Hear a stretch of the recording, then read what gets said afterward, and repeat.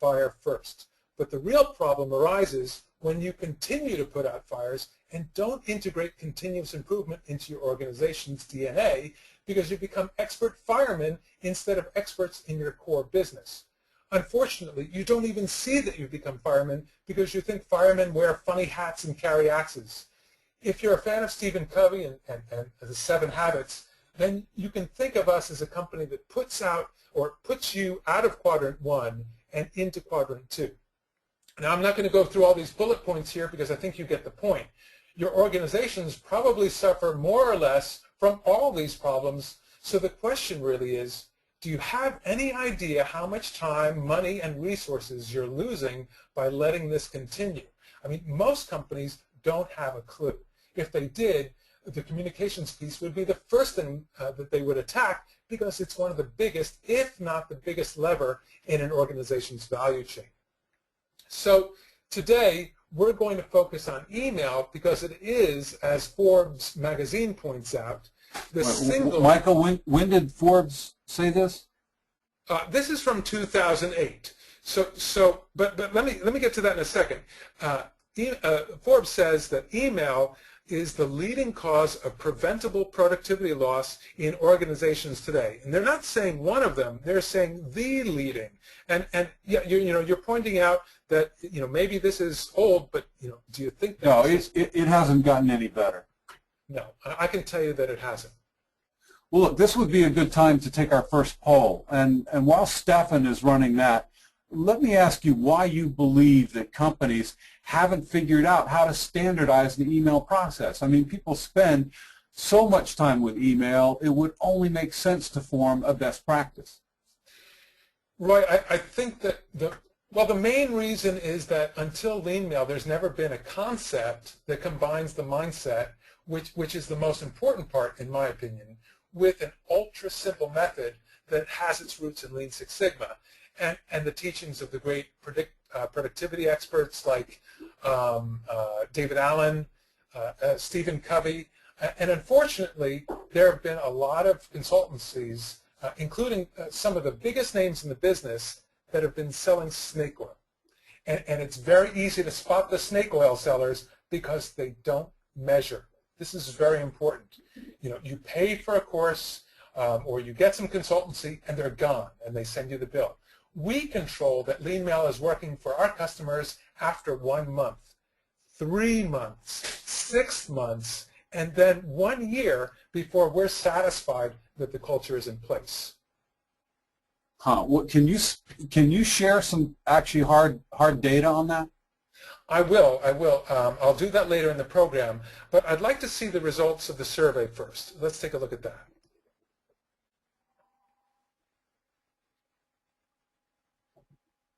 And what are we seeing here? So it says that less than 1 hour a day, 0%. 42% said 1 to 2 hours a day spent managing email. 25% said 2 to 3 hours.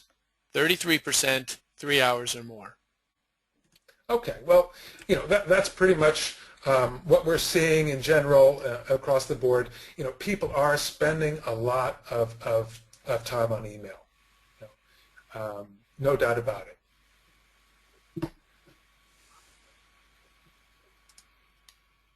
Well, okay, now I like this next slide. I think it depicts really well how important email is in the organization, and it amazes me that so few organizations are smart enough to realize how much influence, the way you manage this big block of time in your day, how well you correspond with others, the influence that this has on the business. Roy, I think you've said it all. It's really the heart of all our communications. As you see this beating heart here, very rarely do we escape initiating, collaborating, or finalizing agreements using email. And many people think that this will change very soon, but that's just wishful thinking. The fact is that email will be around for a very long time.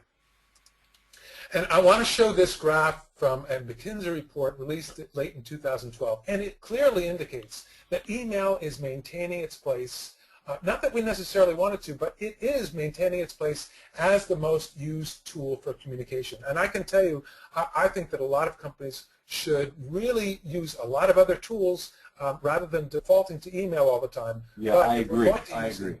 Right. So, a lot of people think that social networking is replacing email, but in fact, social networking is replacing fixed voice, mobile, and messaging. That's really what it's replacing. Okay, so let's take a look at why we are all so unproductive in the area of email, and then I'm going to share how we have essentially created email 2.0 by applying our 5 concepts and the 5 S's from the Lean toolbox. Now, some of you know about Lean, some of you don't, but I'll make sure that it makes sense to you. So, first of all, we're clicking on the same mail 4 to 10 times before we're deleting it. Now, I'll also touch upon that later on. We're reading it once, and then we're coming back to it, and then we've forgotten what that is about. We read it again, and so on and so forth. The average information worker is spending between 2 and 3 hours a day processing email. We just saw that in the poll that we made. People have dozens, if not hundreds, of folders for archiving mail when actually only one is needed. And people aren't following any kind of standard best practice. I doubt that there is anyone out there listening to us today that where their organization has said, you know what, we're spending 2-3 hours a day on email, let's form a best practice because, boy, that's a real waste of time. And then finally, the reason why they're not doing that is because they don't experience their way as being inefficient until they try something better.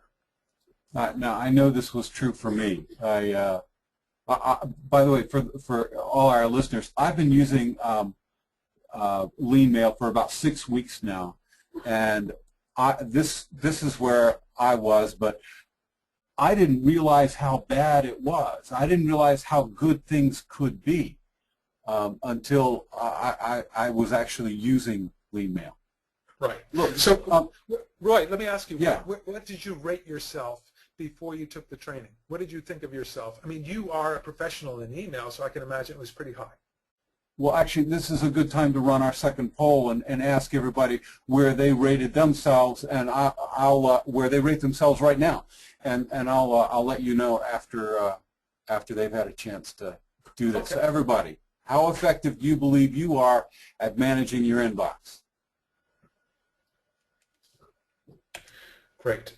And actually, while everybody's doing that, Yeah. well, actually, let's review these answers. It'll go pretty quickly. While they're doing it, why don't you tell me where you were, Roy? I mean, where do you think you were? I mean, I knew that I was no email master, as the last one says here, but I was actually proud of, like I had developed this intricate folder system for keeping track of things, but still, oh my God, stuff got lost in my inbox. My inbox was always full of junk, and it was all the junk that, I don't know, I didn't make a decision about. Right. It didn't fit in my folders. Right. Well, typically people are making folders as a way of filing things away, not as a way of finding things. And we don't really see ourselves in that way until we find a completely different way. And as you know, we're using a single folder for our mails and using meta-tagging instead. And very similar to the way Gmail works. So, Okay, Steph, why don't we go ahead and show the results of that? All right. So, and very typical. Again, most people think they're average or they do reasonably well. This is what we see across the board. And it's not until they take the training that they'll go from, let's say, a 5 and realize that they started out as a 2. But we'll get to more of that later on. Let's now take a look at the cost of email and the potential savings. So here, I'm going to use my mouse. Here, by the way, we're looking at this in euro, about 20% or maybe 30% less than, more than the dollar today. So if we look at I had a meeting with the CIO of Coca-Cola in Brussels, CIO of Coca-Cola Europe, that is. And we looked at both Brussels and also the Coca-Cola company of all of Europe, so 2,222,000 about. We looked at an average salary of about 35,000 euro, which is very low, but we wanted to be very conservative. And down here, 40 hours a week, which is about right in Europe, and 2.5 hours per day on email, which the CIO also felt was conservative. And even with those conservative numbers, we figured out that Coca-Cola was spending about 240 million euro, about $300 million per year in Europe on email. And we looked at what the savings could be, a little bit lower down here now, and we found out that we could probably save them 91 million euro per year. That's well over $100 million. So we're talking about significant savings. Okay, so how do we do that? And that's the next part. I'm now going to talk about how we apply lean thinking to communications. And when we think of lean, we often think of the automobile industry. But the truth is we can apply the same principles to your inbox as we do the factory floor. If you think about it, your inbox is a kind of conveyor belt. Mail arrives piecemeal just like parts do to a factory. The parts don't arrive in the order you need them to, just like email. But the ironic part is that no one in a factory would dream about assembling a car in the order that the parts come in. But no one seems to have a problem with last in, first out when they attack their inbox. They don't sort things out in order to ensure that they're working by priority or just in time. But being late with mail has become almost standard. Most of us have stopped sending the "Did you get my mail" because basically companies have given up on being efficient and effective in this area. It's just pouring in most of the time. And this is unfortunate because there is so much to gain in this area. Okay, so I'm going to introduce 5 concepts. Very quickly, the inbox is a profit generator. Adding value for your customer with each click. Empowering and driving decision making. Taking a proactive rather than a reactive approach. And finally, seeing where you're going for the first time, working with an overview. So, my father was a doctor. He had a secretary. She would take his mail and put it into 2 piles. The stuff that could wait and the stuff that was very important.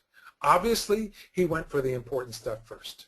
Whatever happened to the secretary? We don't work with secretaries that much anymore. A few of us have secretaries, but very few. And the job still needs to be done. We still need to prioritize. Now, let's take a look at this traffic jam here. And a traffic jam is very democratic. You can have all the money in the world and still be caught in a traffic jam. And you can see here the big trucks symbolize profit.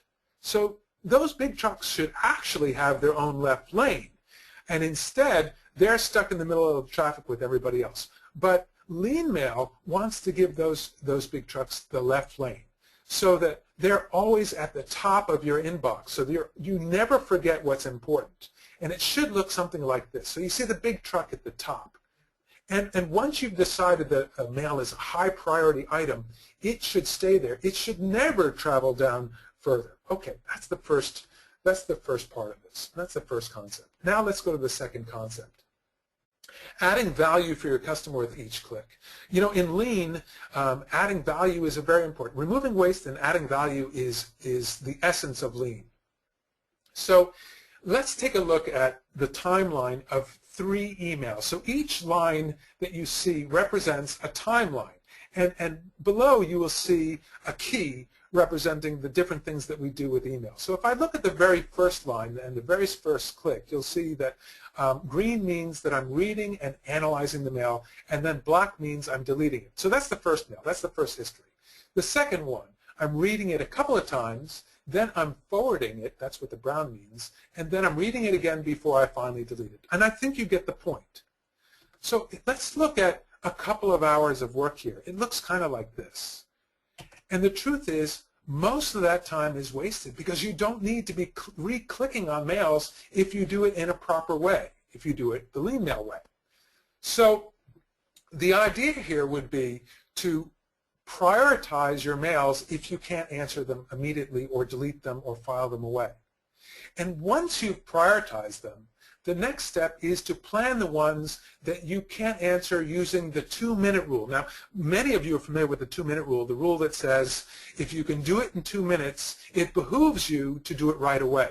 That's how you're going to save the most amount of time. So, of course, we want you to do the same. We don't want you to add a next action, and when you're going to do it, if you can do it within 2 minutes. But if you can't, don't waste that time. Use that time to decide exactly what you need to do. Take a note directly in your inbox, and we're going to show you that in a moment. And if you do it this way, you will save more than half the time that you used to spend on email. So that's concept 2. The third concept is about empowering and driving decision-making. Have you ever met a supplier who you felt had a really good product or service, but nothing ever happened with it? It's like, hey, whatever happened with that guy or whatever happened with that product? It was really good. 9 times out of 10, it wasn't the quality of the product or the service. The problem was that it failed to keep moving forward. Inertia set in. The excuse of not having time is a poor one because time is a constant. We never have more of it. It's only a question of what we use it for. So if something is too big or complicated or you don't know what to do next, it's not spelled out to the letter, it's going to sit and collect dust. And that's exactly what every mail is doing in your inbox right now. They're all waiting for you to actually do something. So what is it that helps us make these decisions? And if we look at Newton's first law of motion, it states that an object at rest stays at rest, and an object in motion stays in motion. So what stops the motion of email? Friction, just like in any other physical situation. The LeanMail concept of empowering and driving decision-making is about doing everything we can to reduce friction and remove obstacles. So that's making bite-sized decisions that push the process forward. It's greasing the wheels and getting over thresholds and seeing accomplishment. And that's what you're able to do with LeanMail by being able to write in next actions. You're actually doing things. And here you see the column next to the subject column, very different because the subject column is about a summary of the mail and you have no control over that, whereas the next action column is about what we actually need to do as the very next thing. I'll get more into that later as well. So really what we're talking about is number 1, mindset. Then having a methodology and very importantly a tool that allows you to do all these things, which Outlook is not equipped with, which is why we had to create this tool. And I can tell you we spent the first couple of years in our organization working without a tool because we felt it would be too difficult to get past IT and so on, but we realized we were selling ourselves short. We absolutely need to have this for this to work in this day and age. So, concept 4. A proactive approach. Let's face it, you read a mail, you analyze it. If you can't do anything about it, you do nothing. Then you'll go on to the next mail, and you'll do the same thing. You're on that hamster wheel. You're burning time. You're burning money. So what you should be doing instead is reading a mail, analyzing it. Of course you have to analyze it, and then you can always do something. If you can't answer it within 10 seconds, you can prioritize it. Make sure you're answering your mails in priority order. Then, if you can't reply within 2 minutes, if it's a little bit more complicated, then you can write in a next action and when. So you can absolutely do something. But of course, you're paralyzed with Outlook the way it is because there's just no way to do that. Of course, you can use the tasks and drag things in, but it's very administrative. It doesn't flow. And that's why people don't do it. So, the 5th concept, and now you're starting to see this take shape. You actually see where you're going. So here, remember, we're not working according to the date the mail is received. We're working by priority. You only see the mails that you need to work on today, and you see exactly what you need to do. So you have a complete dashboard. There's no junk. There's zero waste. There's nothing there that you need to file. That's all been taken care of in the first steps. So here's a pretty scary statistic. When top managers, marketing employees, salespeople, and administrators were asked about their strategy, less than 25% had any real strategy. And the 25% probably have a pretty low benchmark. Agreed. Agreed. And why? Why is it that people aren't willing to work on this? And the reason is because they don't want to see themselves as factory workers. Well, they also don't have a tool and a great method, but there's a reason why this hasn't been pushed to the forefront. There isn't this realization that we are factory workers. We all are. We work in a factory producing email for 25 to 50% of our day and more. So let's recognize this and stop trying to reinvent the wheel every time we enter our inbox. Okay.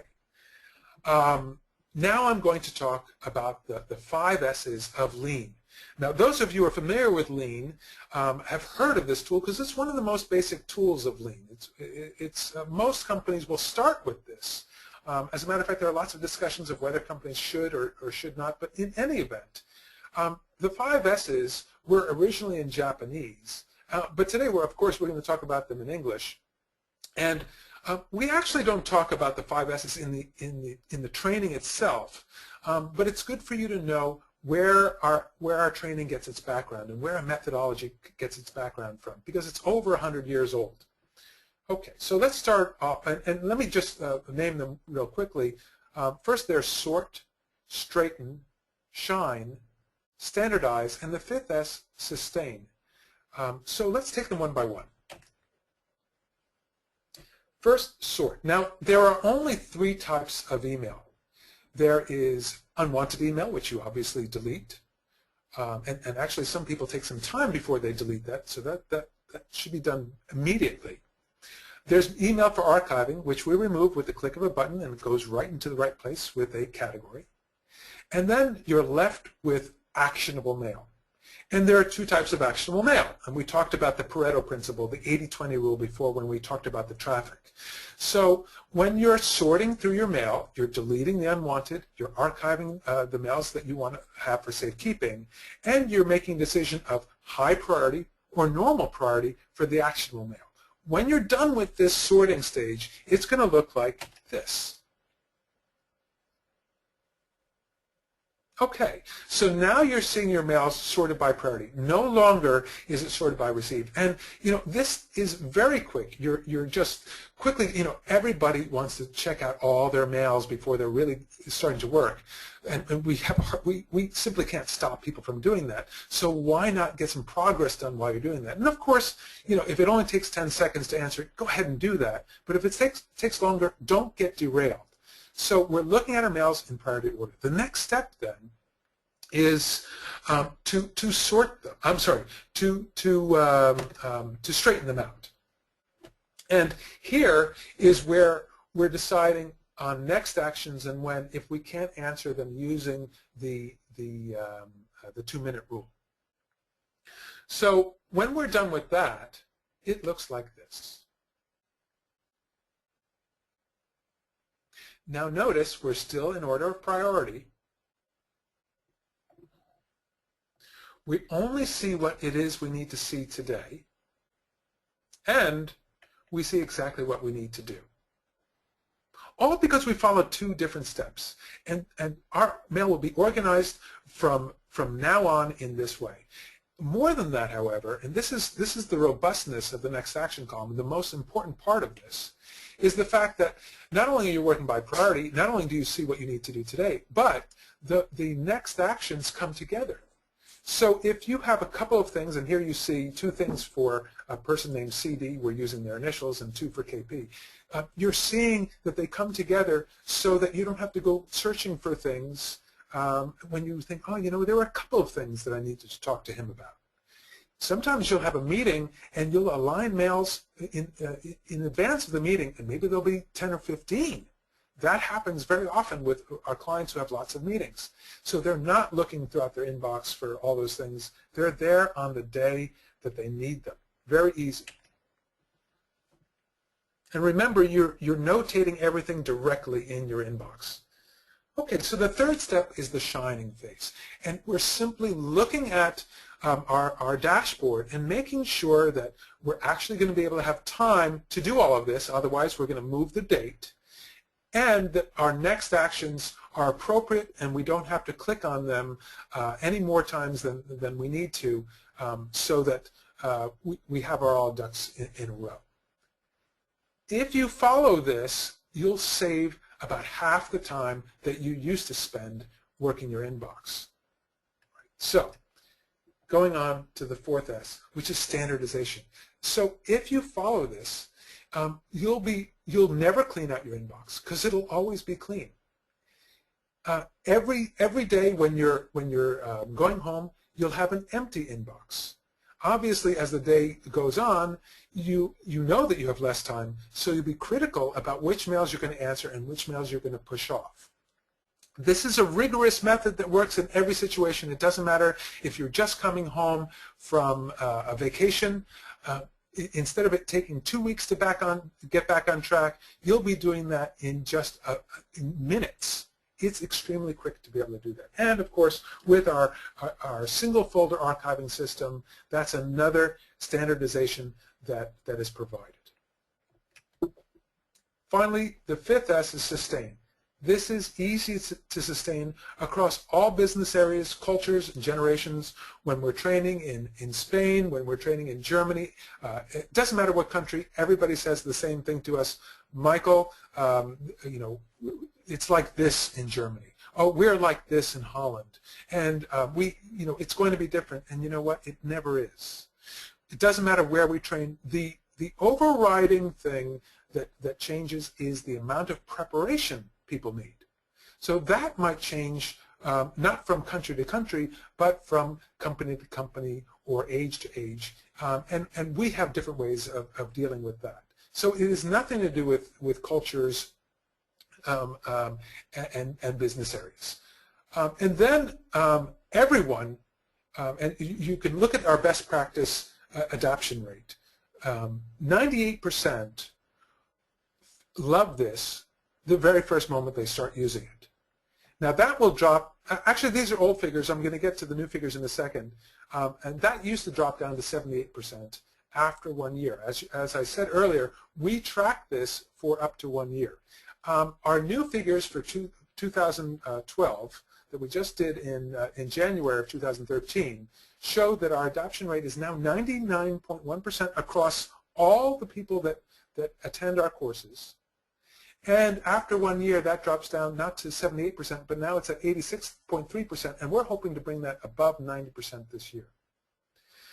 So another reason why this is sustainable is because of the benefits, especially the one of being in control. You don't miss deadlines, you reduce stress. I had a meeting with a law firm today, funny enough, and they were worried about, well, you know, we're not going to get lawyers to write things in their inbox. And I said to them, don't worry about that, because if this works, they will do it. It's such a small amount of work, it takes 3 seconds, and when they see how much they get back from it, it's not going to be a problem. Finally, there's that pride and satisfaction instead of loathing at the end of the day, and a fresh start for the next day. So let's look at some of the case stories here, and we're now looking at average results of the 37 organizations that we've measured. You know, time savings, an average of 55% in time savings. So that's like an hour more for sales. Stress relief, 48%, and increased communication quality at 46%. So we're not talking about, you know, 5 and 15 and 20%. We're talking about a paradigm shift. Okay, we work with a lot of small companies, but we also work with very large companies, including 6 Fortune 100 companies. And I'm going to take a sip of water real quick while you look at this next slide here. So at the end of each year, we collect our data across all the organizations we train, and we look at the companies that started with us 3 months ago, 6 months ago, and 1 year ago. All the companies and from all the verticals. As you can see, the level of adoption what we call sticking power is extremely high, especially if you compare it with the baseline, and that's the dotted line below. Yeah, Michael, let me interrupt for a second. We are drawing near the end, and I just want to remind everybody of the opportunity that you have. All you have to do is send an email to info@atrendia.com before the end of this webinar, and you will get 20% off any future order within the next 30 days. Just send an email, use the subject line PILMA, and we'll make sure you get your 20% discount should you decide to enter into an agreement with Atrendia in the next 30 days. Thanks for the interruption and for the reminder that our time is out. So I just want to tell one little story before we end the seminar today, and I hope you'll come with some questions if you have some. I'm sure there'll be a few.